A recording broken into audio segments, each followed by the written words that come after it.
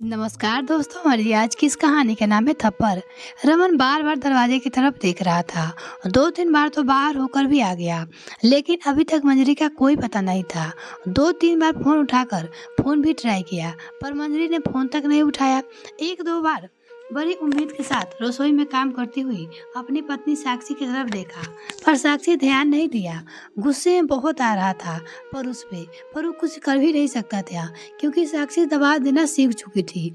अचानक अंदर कमरे में माँ माधवी जी कहारने की आवाज आई तो अंदर कमरे में आकर देखा, माँ उदास से बिस्तर पे पड़ी हुई थी। आंखों में कुछ बूंद आंसू गिर चुके थे। बड़ी उदासी के साथ उन्होंने रमन की तरफ देखा, फिर उन्होंने दूसरी तरफ मुंह फेर लिया। देखकर रमन सिर्फ इतना ही बोला, बस माँ, मंजरी अभी थोड़ी देर में आती होगी, आप परेशान ना हो। आखिर वापस मोबाइल उठाकर मंजरी को फोन करने लगा। इतने मोबाइल की रिंग दरवाजे की महसूस हुई। बाहर जाकर देखा तो मंजरी आ चुकी थी। उसे देखते ही रमन बोला, मंजरी, तुम आज भी लेट हो गई। माँ कब से तुम्हारा इंतजार कर रही है।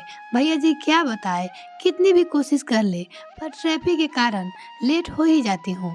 अच्छा ठीक है, जाओ पहले माँ के पास जाओ। मंजरी अंदर कमरे में गई और दरवाजा हल्का सा लगा दिया। इधर रमन अभी भी गुस्से में अपनी पत्नी साक्षी को घूर रहा था, पर साक्षी निरंतर वैसे ही काम किए जा रही थी जैसे कुछ हुआ ही ना हो। रमन लड़ने के मूड में रसोई में आया। इससे पहले कि वो कुछ कहता, साक्षी ने अपना टिफिन पैक किया और रसोई से निकलकर अपना बैग उठाया और अपने स्कूल के लिए रवाना हो गई और अपने पति से कुछ भी नहीं बोली। रमन को गुस्सा तो बहुत आ रहा था, पर क्या कर सकता था। आखिरकार उसने मंजरी के लिए चाय चढ़ाई। चाय का कप बाहर हॉल में रखकर मंजरी को आवाज दे दी, मंजरी, अपनी चाय ले जाओ। इतने में मंजरी निकलकर बाहर आई और चाय उठाने लगी तो रमन ने पूछा, माँ ठीक है। उसके सवाल को सुनकर मंजरी रमन की तरफ देखा और कहा, हाँ भैया जी, माँ जी ठीक है। सुबह से कई बार पूछ चुका हूँ, पर वो कुछ जवाब ही नहीं दे रही थी। अभी इस पे भी रमन ने सवाल किया तो मंजरी ने जवाब दिया, वो दरअसल भैया जी, उनके कपड़े गंदे हो गए थे, इसलिए परेशान हो रही थी। शायद इसलिए वो आपको जवाब नहीं दे रही थी। ओह, तुमने कल जाने से पहले माँ को डाइवर नहीं लगाया था। लगाया था भैया जी, पर कपड़े तो गंदे हो ही जाते हैं। बस मैंने उन्हें नहला दिया है। चाय पीकर उन्हें कुछ खिला पिला देती हूँ। उन्होंने सुबह से शायद कुछ भी नहीं खाया है और ना ही कुछ पिया है। टेबल पर सब सामान ऐसे ही रखा है, मंजरी रमन से कहती है। सुनकर रमन को अपनी पत्नी साक्षी पे बहुत गुस्सा आ रहा था। रमन मंजरी के सामने ही बोला, कैसी पत्नी है मेरी, कैसी औरत है जिसे माँ की तकलीफ तक नहीं दिखती। अगर ऐसी माँ की जगह उसकी माँ होती तो बिस्तर पे तब भी ऐसा ही करती। कभी माँ के कमरे में जाकर झांकती तक नहीं। माँ सुगर से परेशान है, शर्म के मारे अपने बेटे को नहीं कह पा रही है तो कम से कम बहू होने के नाते वो तो पूछ लेती, लेकिन नहीं, पता नहीं मन में क्या लेकर बैठी है। सचमुच भैया जी, आपको पता नहीं है कि भाभी जी के मन में क्या लेकर बैठी है। मंजरी के सवाल से रमन हतप्रभाव रह गया।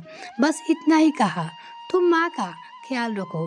रमन वहीं बैठ गया और मंजरी अपनी चाय लेकर अंदर माधवी जी के पास चली गई। बैठे बैठे अतीत के गलियारों में घूमने लगा। जब साक्षी उसकी दुल्हन बनकर इस घर में आई थी, घर में माँ, माधवी जी, नंद, वैष्णवी और रमन ही थे। साक्षी के आने के बाद सिर्फ 4 लोगों का छोटा सा परिवार था। पता नहीं क्यों माधवी जी साक्षी से सीधे मुंह बात तक नहीं करती थी। वो हमेशा अपने सास वाले टेक में ही रहती थी। उन्हें लगता है कि कहीं उनके इकलौते बेटे को साक्षी छीन न ले। बस इसी कारण हर चीज में मीन मेख निकालना, उसमें 10 कमियां बताना उसकी आदत थी और इस चीज का फायदा सबसे ज्यादा वैष्णवी उठाती थी। उसे बड़ा मजा आता था अपनी माँ को भाभी के खिलाफ भड़काने में। रमन अपनी माँ के नजदीक ज्यादा था, इसलिए वो भी अपनी माँ पर ही ज्यादा विश्वास करता था और पत्नी पे नहीं। इसलिए वो भी साक्षी को 2 बातें सुना देता। एक दिन वैष्णवी को अपनी नीली यूनिफॉर्म में कॉलेज जाना था, पर वैष्णवी अपनी यूनिफॉर्म निकालकर साक्षी को देना भूल गई। यूनिफॉर्म गंदा ही रह गया। दूसरे दिन जब वो तैयार होने के लिए तैयार हुई लगी तो यूनिफॉर्म गंदा देखकर उसने चिल्लाना शुरू कर दिया और माधवी जी ने देखा तो वैष्णवी की गलती ना देखकर उन्होंने साक्षी को चिल्लाना शुरू कर दिया। तो साक्षी ने भी कह दिया, माँ जी मेरी गलती क्या है? वैष्णवी ने मुझे ड्रेस दिया ही नहीं तो मैं धोती कैसे? बस इस बात पे को माधवी जी पकड़ लिया और रमन के सामने रोना धोना शुरू कर दिया क्योंकि उसको झगड़ा करने का टॉपिक चाहिए। यही सम्मान रह गया है तेरी पत्नी की नज़रें मेरी। आज मुझे बातें सुना रही है, कल को घर से निकाल देगी। यही सिला मिलेगा मुझे तेरी परवरिश का। रमन ने ना आओ देखा ना ताओ, सीधे एक थप्पड़ साक्षी के गाल पे जड़ दिया। साक्षी आंखों में आंसू भर अपने गाल को सहलाती रह गई और दोनों माँ बेटी अपनी कुटिल मुस्कान के साथ अपने कमरे में चली गई। साक्षी अंदर तक टूट चुकी थी, छोड़कर सब कुछ जाना चाहती थी पर नहीं कर पाई क्योंकि माता पिता ने ये कहकर साथ नहीं दिया कि ये सब तो घर गृहस्थी में लगा ही रहता है। वो बोली, माधवी जी को जब ये बात पता चला कि इसके माता पिता इसका साथ नहीं दे रहे वाले हैं तो उनके ताने की बौछार और भी तेज हो चुकी थी। वक्त यूं ही बीत रहा था। साक्षी माँ बनने वाली थी। 7वां महीना चल रहा था। उस दिन बहुत बारिश हो रही थी। रमन, माधवी और वैष्णवी सभी घर में ही थे।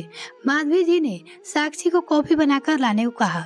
साक्षी कॉफी बनाकर ला ही रही थी कि अपने कमरे में से तेजी से निकलते हुए वैष्णवी साक्षी से टकरा गई और कॉफी का कप नीचे गिर गया। वो लेकर आ रही थी, बीच में ही टकरा गई। हालांकि वैष्णवी को कोई चोट नहीं लगी क्योंकि उसके बावजूद उसने चिल्लाना शुरू कर दिया, वो भी जानबूझकर। हाय मुझे जला दिया, हाय मुझे जला दिया। वैष्णवी ने जानबूझकर चिल्लाना शुरू कर दिया। सुनकर माधवी जी और अमन अपने कमरे में से दौड़ चले आए। इससे पहले कि कोई कुछ समझ पाता है, माधवी जी ने एक जोरदार थप्पड़ साक्षी को गाल पर दे मारा। थप्पड़ इतनी तेज मारा था कि साक्षी अपने आप को बैलेंस नहीं कर पाई और वहाँ रखे डाइनिंग टेबल से पेट के बल जा टकराई। टेबल से टकराने के कारण उसके पेट पर जोर चोट लगी और दर्द के मारे छटपटाने लगी। रमन तो कुछ कह भी नहीं पाया, पर साक्षी को छटपटाते देखकर रमन साक्षी को लेकर हॉस्पिटल लेकर रवाना हुआ।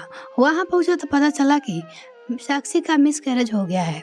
सप्ताह भर हॉस्पिटल में रहने के बाद साक्षी को हॉस्पिटल से छुट्टी मिल गई, पर अभी भी डॉक्टर ने उसे बेड रेस्ट के लिए कहा था। माधवी जी ने साफ कह दिया था कि हम इसकी देखभाल नहीं करेंगे, इसके माँ बाप के घर छोड़ आओ। पर रमन ऐसा नहीं करना चाहता था क्योंकि अगर वो उसे उसके मायके छोड़ कर आता तो लोगों को पता चल जाता कि साक्षी के साथ आखिर हुआ क्या है था, और वो नहीं चाहता था कि लोगों को बाहर पता चले कि साक्षी की हालत के जिम्मेदार वो लोग हैं। इसलिए रमन ने उसके लिए एक नर्स बुलाई थी। तब मंजरी पहली बार इस घर में आई थी और उसी को रखा था साक्षी के देखभाल के लिए। मंजरी को 20 दिन के लिए साक्षी के देखभाल के लिए रखा गया था। रमन ने मंजरी को रखकर अपनी जिम्मेदारी की इतिश्री कर ली थी। अब मंजरी ही साक्षी को संभालती थी और वो आती थी रोज। इन 10 दिनों में मंजरी माधवी और वैष्णवी के स्वभाव को अच्छे से देख चुकी थी। रमन तो ऑफिस के काम में बिजी रहना, यहाँ दोनों माँ बेटी खुद ही बनाकर खा लेती थी, लेकिन साक्षी के लिए खाना बनाना उसके लिए दूभर हो जाता था। मंजरी जब तक घर पे नहीं आती तब तक साक्षी भूखी प्यासी बैठी रहती, लेकिन कोई पानी पूछने वाला नहीं था। मंजरी की गैर मौजूदगी के साक्षी को अगर बाथरूम जाना होता तो दीवार के सहारे जैसे तैसे सहारा लेकर धीरे धीरे वॉशरूम जाती, पर उसकी परेशानी किसी को नजर ना आती। खैर धीरे धीरे साक्षी ठीक हो गई, पर सबसे पहले उसने स्कूल में नौकरी ज्वाइन कर ली। रमन, वैष्णवी और माधवी जी ने मना किया। कुछ दिनों तक उनसे बात भी नहीं की, पर साक्षी इस बार दिल पक्का कर लिया था। अब वो किसी से कुछ बोलती भी नहीं थी, सिर्फ अपने काम से मतलब रखती थी। वक्त के साथ वैष्णवी की भी शादी हो गई और अपने ससुराल चल गई। आज उन बातों को 4 साल हो चुके हैं। साक्षी दोबारा कंसीव नहीं कर पाई तो माधवी जी रमन की दूसरी शादी कराने पे उतारू हो गई, पर साक्षी कुछ नहीं कहती थी और ना ही तलाक लेने को तैयार थी। माधवी जी उसे परेशान करने में कोई कसर नहीं छोड़ती थी। किसी तरह तो साक्षी घर से निकले, पर ऐसा नहीं हो पा रहा था।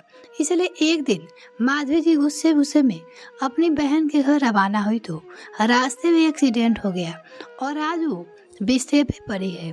एक्सीडेंट के कारण लोगों की तरह दोनों बहन भाई की उम्मीद थी कि साक्षी बहू का फर्ज निभाएगी और अपनी सास की सेवा में दिन रात एक कर देगी, पर साक्षी ने साफ मना कर दिया, मुझसे आपकी माँ की देखभाल नहीं होगी। या तो नर्स रख लीजिए या फिर इसकी बेटी को बुला लीजिए, क्योंकि हर थप्पड़ अपनी कीमत चुकाता है और मैं कोई देवी नहीं हूँ जो इतना कुछ होने के बावजूद भी इसकी सेवा करूँ। जिस तरह से साक्षी ने घृणा दृष्टि से माधवी जी को देखा था, रमन और वैष्णवी ही नहीं, माधवी जी के भी नजरे में झुक चुकी थी। वैष्णवी ने ससुराल से यहाँ आकर रहने के लिए साफ मना कर दिया और नहीं आई, इसलिए एक बार फिर मंजरी को बुलाया गया था। ये बात अलग थी कि साक्षी घर जाने से पहले रमन और माधवी जी का खाना भी तैयार करके जाती थी, काम सारे करती थी, बस सेवा नहीं करती थी।